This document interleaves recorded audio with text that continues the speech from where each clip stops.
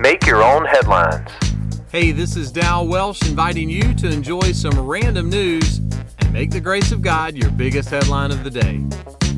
Today's podcast is sponsored by Doers Dance Shoes and the letter N.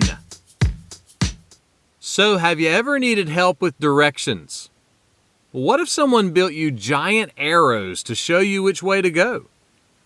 Between 1926 and 1931, the United States government did just that. Through the Air Traffic Control Association, giant concrete arrows were systematically built around the country with their own little beacon light like an air traffic control tower.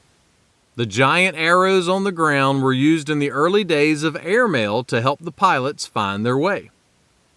Speaking of mail, I heard about a guy that got a job as a mailman. He quit, though, when they handed him the first letter to deliver. He looked at the letter and thought, "This isn't for me." The psalmist was writing a song of praise to God and said this, "Your word is a lamp to my feet and a light to my path." The Bible is not just an ancient book of fairy tales and self-improvement slogans. It is, by God's design, directions for knowing Him.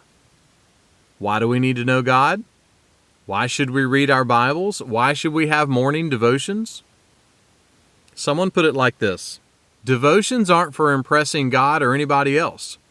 They are for daily pointing us in the right direction and fueling the engine of our trust in God.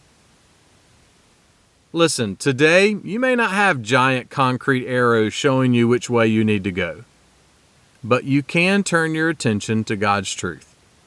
And there you will find fuel for trusting the one true, everlasting God. And hopefully that truth will give you a lot of moments when you can say, "This is for me." Make that one of your headlines today. Make Your Own Headlines is a little smidge of encouragement from Holland Avenue Baptist Church. Tune in Monday to Friday wherever you listen to podcasts. You can find my Sunday messages by searching Holland Avenue on YouTube or Apple Podcasts. And for more positive resources, check out hollandavenue.com.